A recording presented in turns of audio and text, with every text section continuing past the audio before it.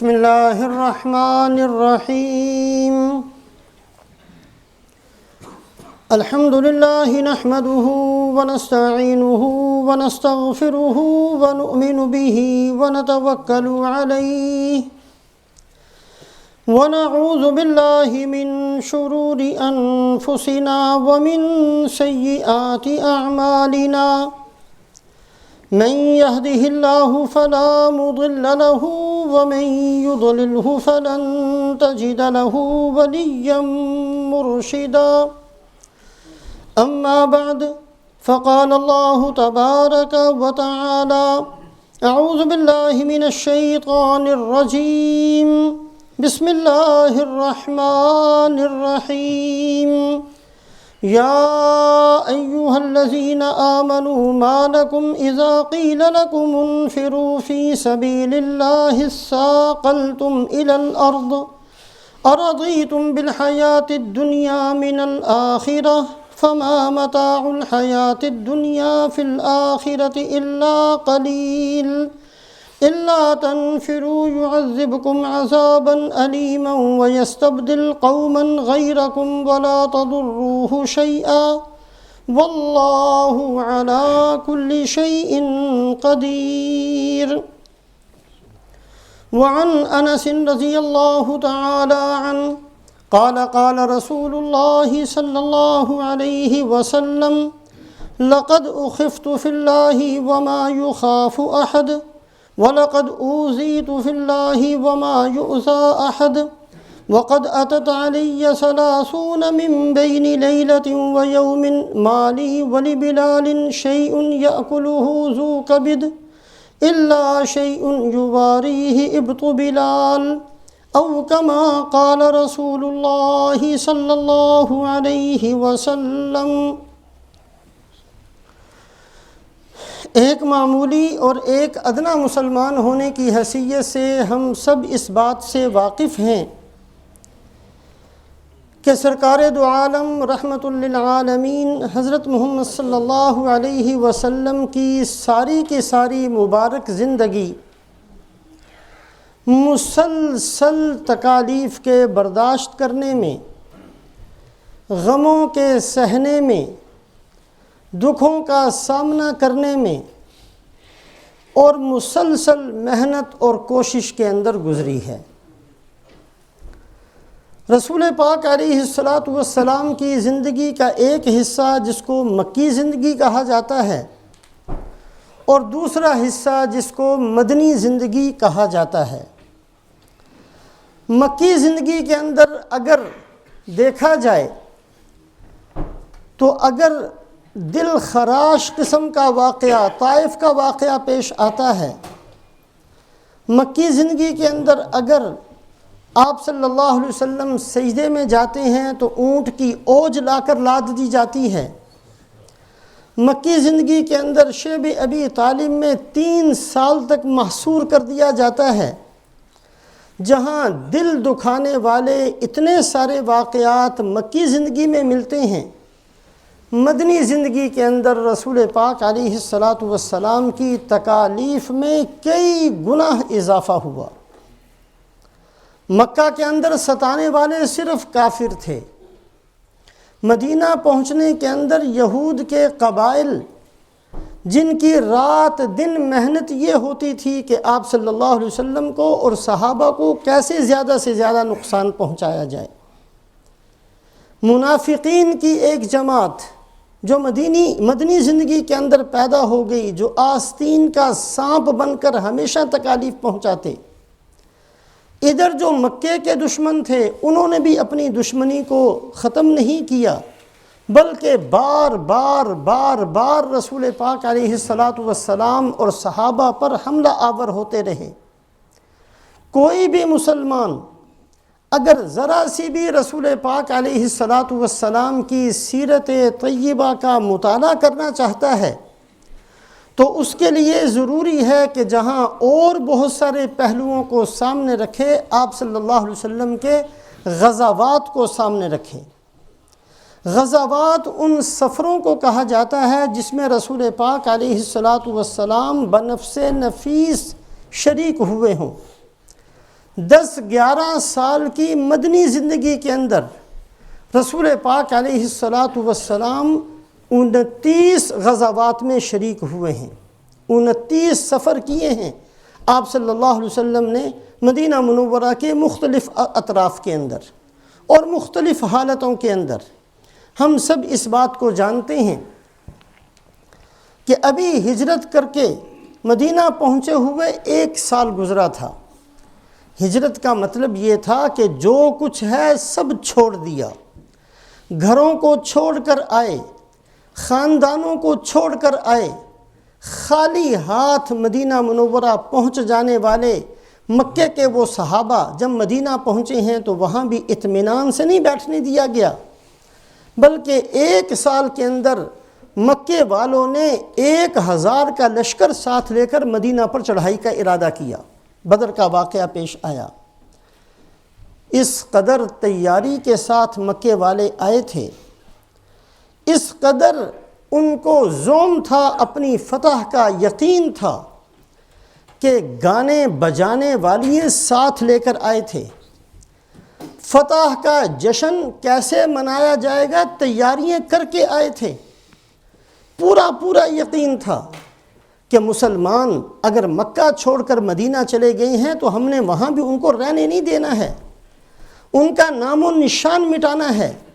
اس عزم کے ساتھ، اس ارادے کے ساتھ، اس نیت کے ساتھ مکے والے بدر تک پہنچتے ہیں، اور آج بھی کتابوں کے اندر ہندا کے وہ اشعار موجود ہیں جو اس نے اپنے فوجیوں کا حوصلہ بڑھانے کے لیے نحنو بنات طارقی نمشی علی النمارقی والمسک فی مفارقی ان تقبلوا نعانقی وان تدبروا نفارقی فراق غیر وامقی، لمبی اس کی تفسیر ہے۔ یہ اشعار اپنے فوجیوں کا حوصلہ بڑھانے کے لیے میدان بدر کے اندر ہندا نے پڑھے تھے۔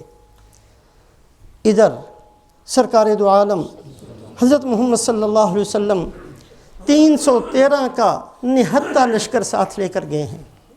تلواریں ساتھ نہیں، گھوڑے ساتھ نہیں، اونٹ ساتھ نہیں، اسلحہ ساتھ نہیں، اور وہ روزے کی حالت میں ہیں۔ رمضان کا مہینہ ہے، روزے کی حالت میں ہیں، اور آپ صلی اللہ علیہ وسلم ساری رات اللہ کے سامنے دعا مانگتے ہیں، اللہم ان تہلک ہذہ العصابہ فلن تعبد ابدا، اے اللہ میرے یہ ساتھی اگر آج ختم ہوگی تو آپ کی عبادت کبھی نہیں ہوگی۔ رسول پاک علیہ الصلاۃ والسلام اس حالت میں بار بار آہوزاری کرتے ہیں۔ صدیق اکبر فرماتے ہیں کہ یا رسول اللہ بس کیجئے، اور رسول پاک علیہ الصلاۃ والسلام بدر کے لیے جب مدینہ سے نکلتے ہیں تو اپنی بیٹی حضرت رقیہ رضی اللہ تعالیٰ عنہا کو بیماری کی حالت میں چھوڑ کر نکلتے ہیں۔ اللہ پاک نے مدد اور فتح کا معاملہ فرمایا، مسلمانوں کو بدر میں شاندار فتح نصیب فرمائی۔ فتح کی خوشخبری سنانے کے لیے حضرت زید بن حارثہ رضی اللہ تعالیٰ عنہ جب مدینہ پہنچے ہیں تو اس وقت پہنچے ہیں کہ حضرت رقیہ رضی اللہ تعالیٰ عنہ کی تدفین سے مسلمان فارغ ہو رہے تھے۔ بیٹی بیمار چھوڑ کر گئے ہیں اللہ کے نبی صلی اللہ علیہ وسلم، واپس تشریف نہیں لائے کہ بیٹی کا وصال ہو گیا ہے۔ ہر وہ مسلمان جو سیرت کا نام لیتا ہے اس کو یہ سارے واقعات سامنے رکھنا چاہیے تاکہ ہم اس کا اندازہ کر سکیں کہ دین پھیلا کیسے ہے، دین لوگوں کے دلوں میں اترا کیسے ہے، یہ دین مشرق اور مغرب اور شمال اور جنوب تک پہنچا کیسے ہے۔ اس کے پیچھے رسول پاک علیہ الصلاۃ والسلام کے کتنے قیمتی آنسو ہیں، صحابہ کا کتنا پاکیزہ خون ہے، کتنی راہوں راتوں کی آہیں اور سسکیاں ہیں۔ ان باتوں کو جاننے کے لیے رسول پاک علیہ الصلاۃ والسلام کی مبارک زندگی کے تمام پہلو سامنے رکھنا ضروری ہیں۔ ایک بیٹی بیمار ہے، چھوڑ کر تشریف لے گئے ہیں، واپس آئے ہیں تو بیٹی نہیں ہے، اللہ کے پاس جا چکی ہے۔ دوسری بیٹی ہے حضرت زینب رضی اللہ تعالیٰ عنہ۔ بدر کے اندر کچھ بندے جو گرفتار ہوتے ہیں ان میں حضرت زینب رضی اللہ تعالیٰ عنہ کے خامن ابو العاص جو ابھی مسلمان نہیں ہوئے تھے وہ بھی ساتھ ہیں۔ فیصلہ ہوا، فدیہ لے کر ان قیدیوں کو چھوڑ دیا جائے۔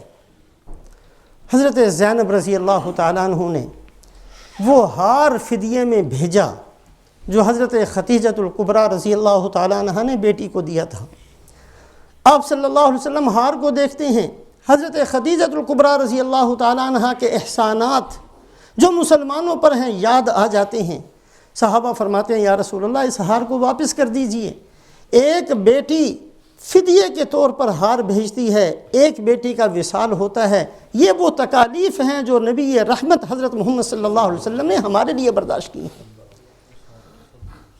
29 غزوات ہیں 10-11 سالہ زندگی میں رسول پاک علیہ السلام کی، جہاں اور بہت ساری زندگی کے مختلف پہلو ہیں۔ 29 غزوات ہیں جس میں آپ صلی اللہ علیہ وسلم نے کس قدر تکالیف کے ساتھ شرکت فرمائی ہے۔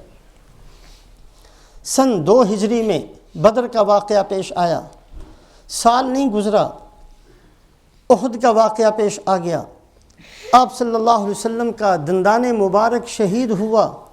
رسول پاک علیہ السلام کے چچا حضرت حمزہ رضی اللہ تعالیٰ عنہ کا مسلح بنایا گیا، اور وہ ساری تکلیفیں صحابہ نے اور آپ صلی اللہ علیہ وسلم نے احد کے اندر برداشت فرمائیں۔ ساتھ کئی غزوات پیش آتے رہے، یہ وہ موٹے موٹے غزوات ہیں جن کا اللہ نے قرآن میں ذکر کیا ہے۔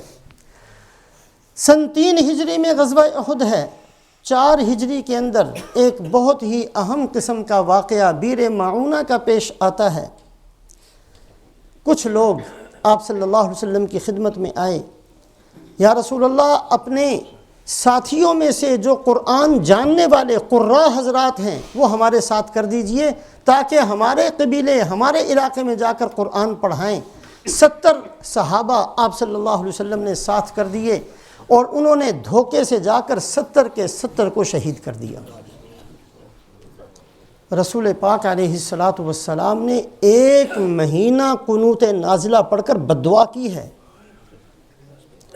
اس پہلو کو سامنے رکھیں، رسول پاک علیہ السلام خود اپنی ذات پر کتنا کچھ تحمل فرمایا ہے، کبھی بددعا نہیں فرمائی۔ بیٹیوں نے تکلیفیں برداشت کی ہیں، آپ نے بددعا نہیں فرمائی۔ آپ کے گھرانے کے اندر فاقے آئے ہیں، بددعا نہیں فرمائی۔ صحابہ کی عظمت کو بتانے کے لیے کہ میرے صحابہ اتنے اونچے ہیں کہ ان کا نقصان ایسا نقصان ہے کہ اللہ کے نبی صلی اللہ علیہ وسلم نے 1 مہینہ ان بدبختوں کے لیے بددعا فرمائی ہے، اور نماز کے اندر قنوت نازلہ پڑھ کر بددعا فرمائی ہے جنہوں نے صحابہ کو شہید کیا تھا دھوکے کے ساتھ۔ صحابہ کے بارے میں کچھ بھی کہنے سے پہلے 1000 دفعہ سوچنا چاہیے کہ یہ کس قدر مقدس جماعت ہے، کتنی برگزیدہ، کتنی مقبول، کتنی محبوب جماعت ہے اللہ کے نزدیک، کہ اللہ کے نبی حضرت محمد صلی اللہ علیہ وسلم ان کی تکلیف کو برداشت نہیں فرماتے ہیں۔ 1 مہینے تک آپ صلی اللہ علیہ وسلم نے اس قبیلے کے لیے اور قبیلے کے ان بدبخت افراد کے لیے بددعا فرمائی جنہوں نے دھوکے کے ساتھ آپ صلی اللہ علیہ وسلم کے 70 صحابہ کو شہید کیا۔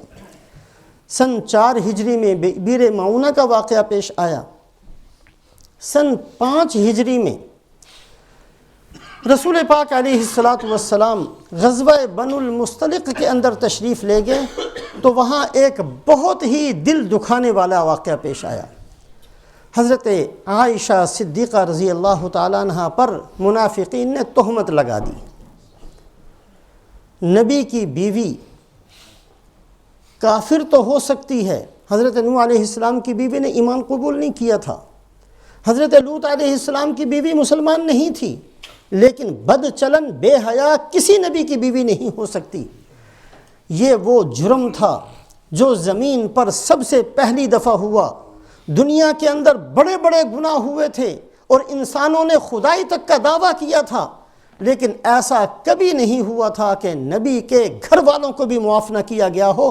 یہ رسول پاک علیہ السلام کی ذات بابرکات اور اللہ کے نبی نے اس تکلیف کو برداشت کیا ہے کہ چند بدبخت منافقین نے حضرت عائشہ رضی اللہ تعالیٰ عنہ پر تہمت لگائی،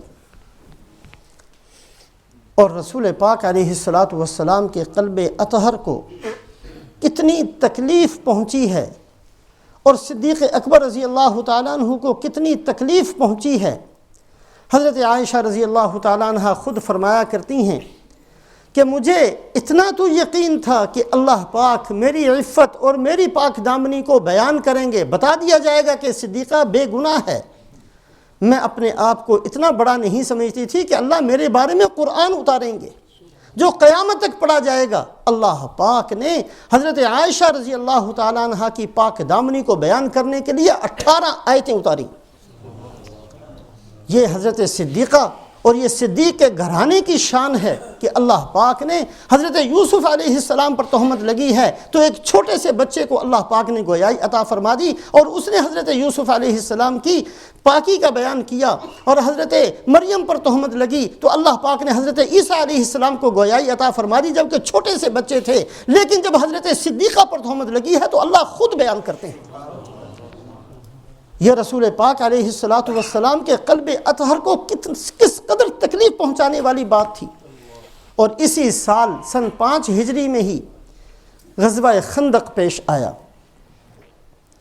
اللہ پاک اس خندق کے واقعے کو کس الفاظ سے بیان فرماتے ہیں؟ اذ جاؤکم من فوقکم ومن اسفل منکم واذ زاغت الابصار وبلغت القلوب الحناجر وتظنون باللہ الظنون۔ اے مسلمانوں، اس وقت کو یاد کرو کہ تمہارے اوپر دشمن چاروں طرف سے حملہ آور ہو گئے، اوپر سے بھی دشمن، نیچے سے بھی دشمن، مدینے کے یہودی بھی ساتھ مل گئے، منافقین بھی ساتھ مل گئے، مکے والے بھی آگے، ارد گرد کے قبائل کو بھی لے کر آگے۔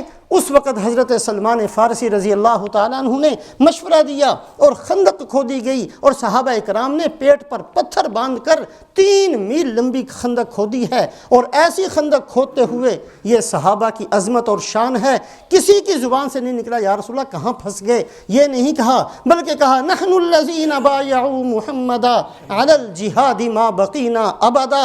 ہم وہ لوگ ہیں کہ آپ کی غلامی پر عزت اور فخر کو محسوس کرتے ہیں جب تک جان میں جان ہے۔ یا رسول اللہ صلی اللہ علیہ وسلم آپ کے اشاروں پر چلیں گے۔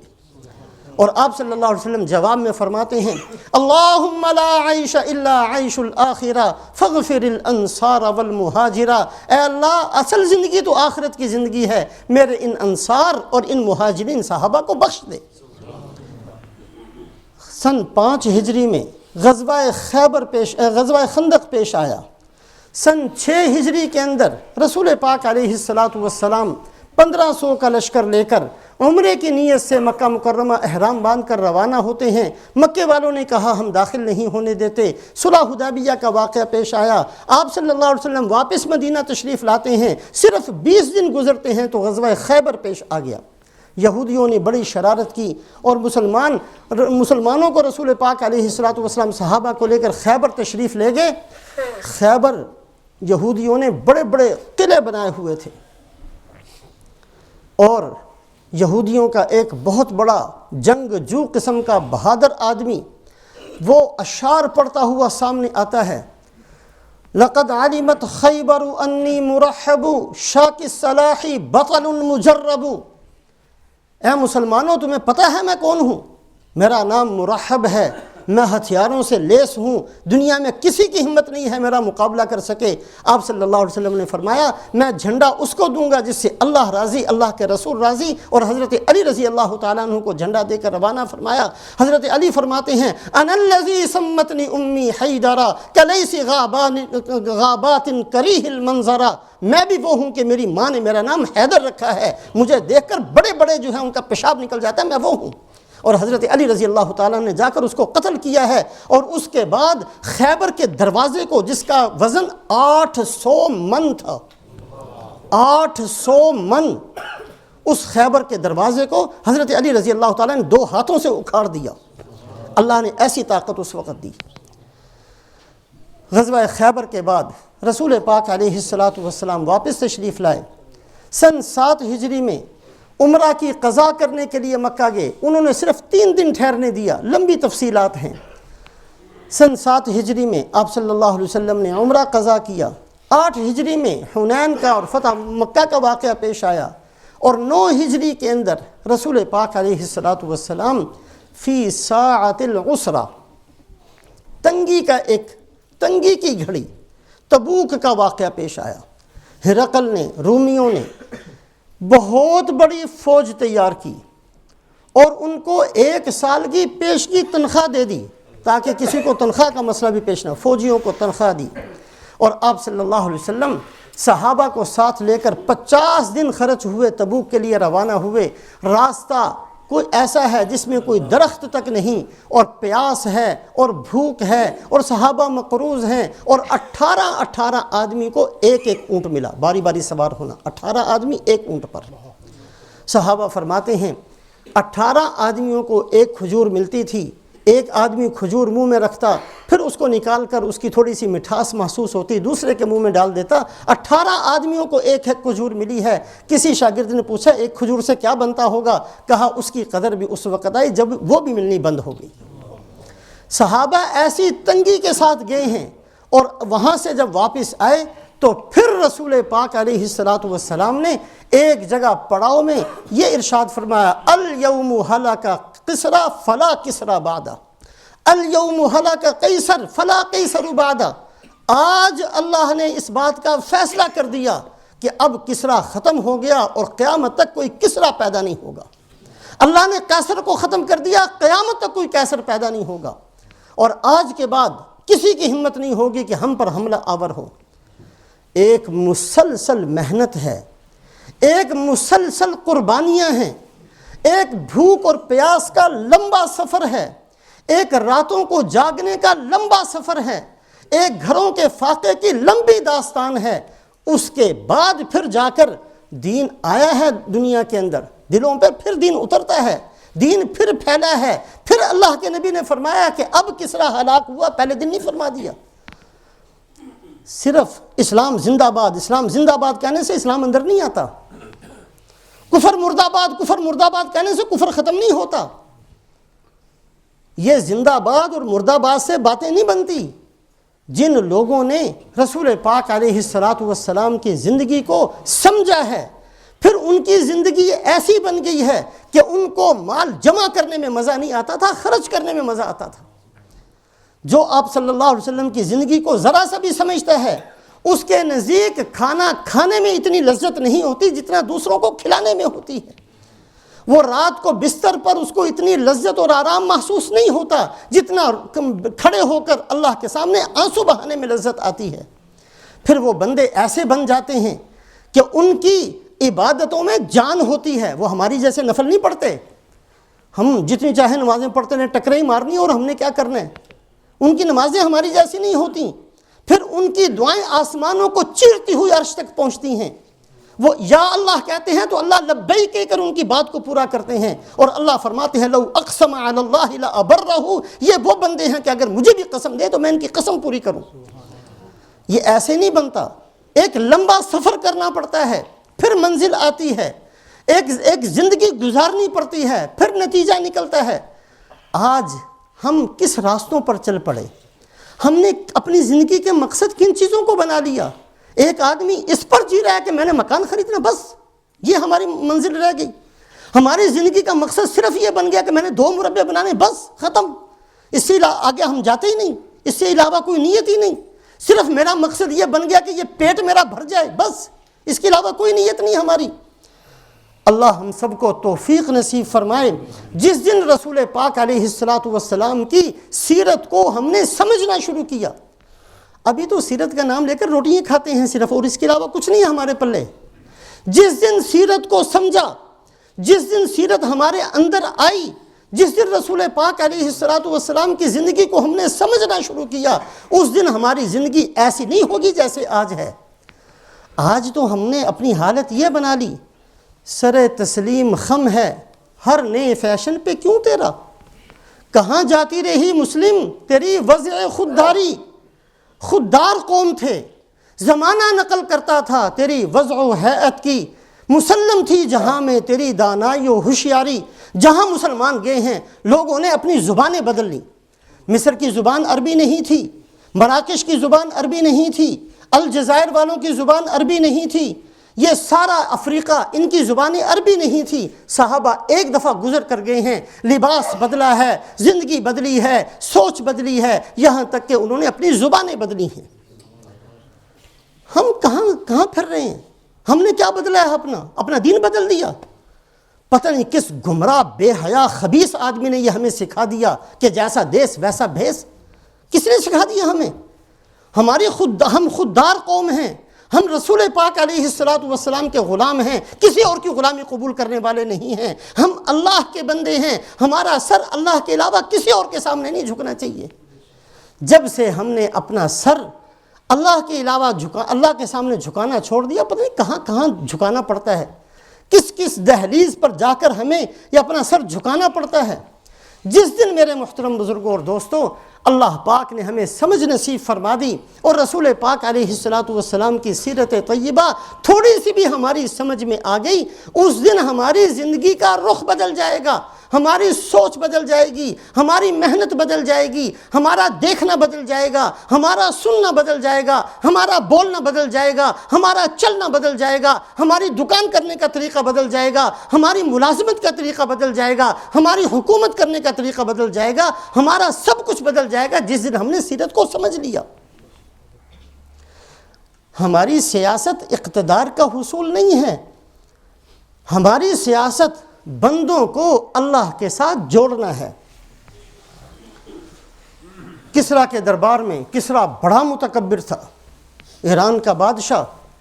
27 من سونے کا تاج تھا جو لٹکا ہوتا تھا، جس کے نیچے وہ اپنا سر رکھتا تھا. ہیرے اور جواہرات سے بھرا ہوا اس کا تخت تھا. قالین تھا ایک جس کے اوپر وہ بیٹھتا تھا. ایک پردہ تھا جس کے اندر کتنے کلو سونا لگا ہوا تھا. بڑے تکبر کے ساتھ بڑا جاہ و جلال اپنا رکھتا تھا. اور اس کے سامنے جب صحابہ پہنچے ہیں، پھٹے ہوئے کپڑے، کچھ بھی پاس نہیں، تو رستم جو اس کی فوج کا سپہ سالار تھا وہ سامنے کھڑا ہوا اور اس نے مذاق کے طور پر مثالیں دینی شروع کی. صحابہ کو کہا میں تمہیں ایک قصہ سناتا ہوں، ایک مثال دیتا ہوں. ایک مکھی تھی، مکھی، اس نے شہد دیکھا، لوگوں سے کہنے لگی کوئی ہے مجھے اس شہد تک پہنچا دے، اگر کوئی مجھے اس شہد تک پہنچا دے گا تو میں اس کو 1 درہم انعام میں دوں گی. کسی نے اس کو اٹھا کر اس شہد تک پہنچا دیا. اب وہ شہد کھانے میں مصروف ہوئی، یہاں تک کہ اس کے سارے پاؤں اور اس کے پر اس کے اندر گھس گئے. اب وہ نکلنا چاہتی ہے تو نکل نہیں سکتی. اب وہ کہتی ہے کوئی ہے جس کو میں 2 درہم دوں اور مجھے یہاں سے نکال دے. تم آ تو گئے ہو ہمارے پاس، تمہاری یہ حالت ہوگی، تم ہمارے تاج کو دیکھ کر، ہمارے تخت کو دیکھ کر، ہمارے مال کو دیکھ کر تمہارے منہ میں پانی تو آ گیا ہے، لیکن کہیں ایسا نہ ہو کہ یہاں سے نکلنے کے لیے تمہیں ڈبل قیمت چکانی پڑے. یہ کس کو کہہ رہا ہے؟ رستم صحابہ کے لشکر کو کہہ رہا ہے. پھر کہا ایک اور مثال دیتا ہوں. ایک لومڑی ہے، بہت بیچاری مریل قسم کی تھی، وہ ہڈیاں، صرف ہڈیاں، گوشت ختم. وہ کسی آدمی کے باغ میں چھوٹا سا سوراخ دیکھ کر اندر گھس گئی اور اس نے کھانا پینا شروع کر دیا. مالک نے دیکھ لیا، اس نے کہا بیچاری مرنے والی ہے، کوئی نہیں، کھانے دو.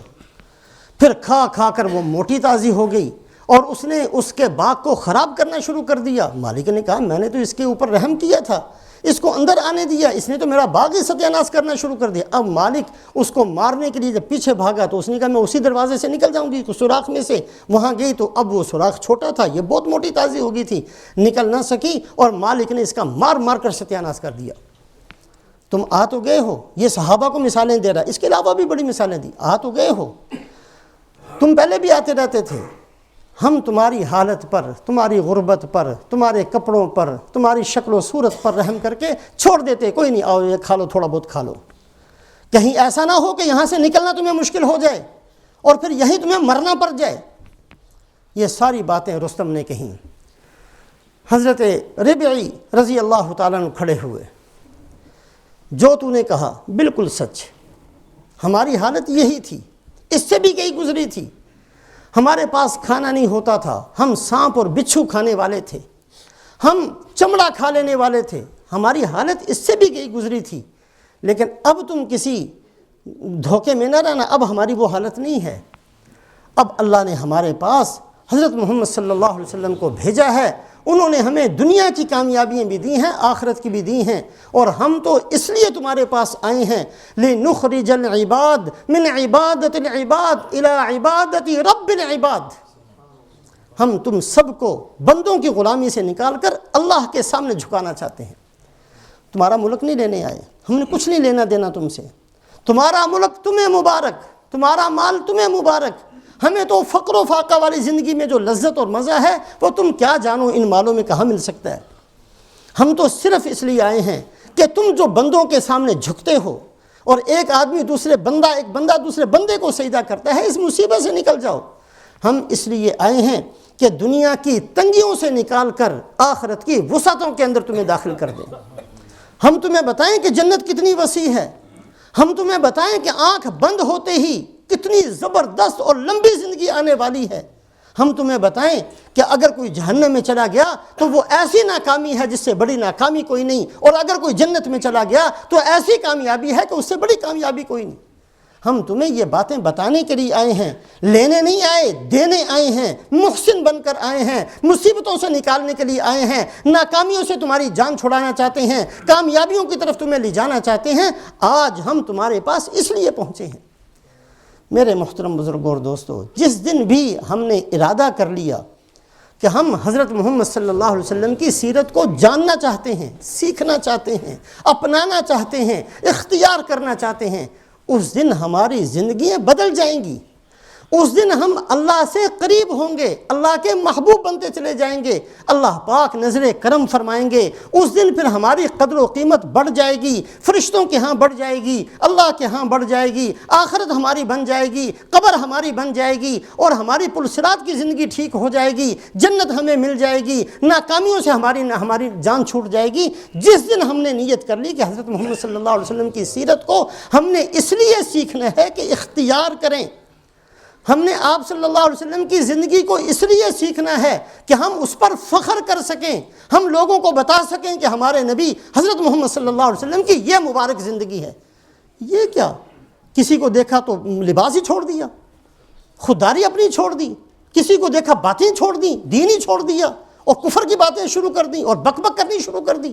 اور بھائی ہم کہاں جا رہے ہیں؟ کن راستوں پر چل پڑے؟ کن چیزوں پر ہم نے اپنی منزلوں کو بنا لیا؟ کس راستوں پر چل پڑے؟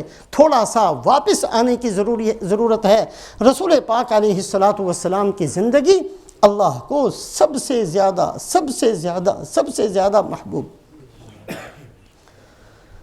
صدیق اکبر رضی اللہ تعالیٰ عنہ کی عظمت صرف اس لیے کہ انہوں نے سب سے زیادہ رسول پاک علیہ الصلاۃ والسلام کی فرما برداری کر کے دکھائی۔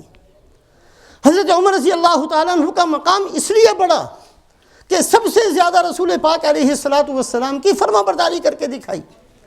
بیت المقدس کے سفر میں تشریف لے گئے حضرت عمر رضی اللہ تعالیٰ عنہ۔ کچھ لوگوں نے مشورہ دیا کہ جی آپ نے یہ کیا پھٹے پرانے کپڑے، پیوند والے کپڑے پہننے شروع کر دیے، بادشاہ ہے اس کے پاس آپ نے جانا ہے، کیا اونٹ پر بیٹھ کر آ گئے؟ یہاں لوگ گھوڑوں پر بیٹھ کر آتے ہیں، بہترین قسم کا گھوڑا لائے، بہترین قسم کے کپڑے دیے کہ آپ ان کو پہنیں۔ حضرت عمر رضی اللہ تعالیٰ عنہ کا وہ خطبہ موجود ہے کتابوں کے اندر، صحابہ کو جمع کیا اور فرمایا کہ اگر کوئی اور ایسی باتیں کرتا، اتنا مارتا کہ ان کی صورتیں بدل دیتا۔ کننا اذل الناس فاعزنا اللہ بالاسلام، ہم تو سب سے زیادہ گئے گزرے لوگ تھے، سب سے زیادہ حقیر، سب سے زیادہ گرے پڑے بندے تھے، ہمیں عزت ملی ہے تو اسلام کی وجہ سے ملی ہے۔ اے عمر، خود اپنے آپ کو کہتے ہیں عمر تجھے تو بکریاں چرانی نہیں آتی تھی، تو اونٹ چرانا نہیں جانتا تھا، چرا کر آتا تو تیری خالہ تجھے مارتی تھی کہ اتنا بڑا ہو گیا تجھے اونٹ نہیں چرانے آتے۔ اگر آج امیر المؤمنین بنا ہے تو آپ کی فرما برداری کی وجہ سے بنا ہے۔ اپنے آپ کو فرماتے ہیں جس کو جو عزت ملی ہے یا ملے گی اتنی ہی ملے گی جتنی رسول پاک علیہ الصلاۃ والسلام کی غلامی ہوگی۔ یہ اسلام زندہ باد سے اسلام نہیں اندر آتا۔ اگر زندہ باد کے نعروں سے آتا تو صحابہ بیٹھ کے زندہ باد کے نعرے لگا لیتے۔ کتنا لمبا سفر کیا ہے رسول پاک علیہ الصلاۃ والسلام نے، اور بالکل آپ صلی اللہ علیہ وسلم نے وصال سے چند آخری جو سفر ہے تبوک کا، اس وقت فرمایا الیوم ہلک کسریٰ فلا کسریٰ بعدہ، الیوم ہلک قیصر فلا قیصر بعدہ۔ آج اللہ نے فیصلہ کیا ہے کہ کسریٰ کو ختم کر دینا ہے۔ اب نہیں چلے گا کسریٰ کا نظام، اب نہیں چلے گا دنیا کے اندر قیصر کا نظام۔ ایک صحابی ہیں، قصہ تو لمبا ہے، صحابی ہیں، فرماتے ہیں کہ ایک میرے باپ نے بت بنایا اور بت کو کمرے میں رکھا اور اس کو ہر وقت خوشبوئیں لگاتا، اور جب مرنے لگا تو مجھے وصیت کی کہ یہ ہمارا معبود ہے، اس کی خیر خبر رکھنا۔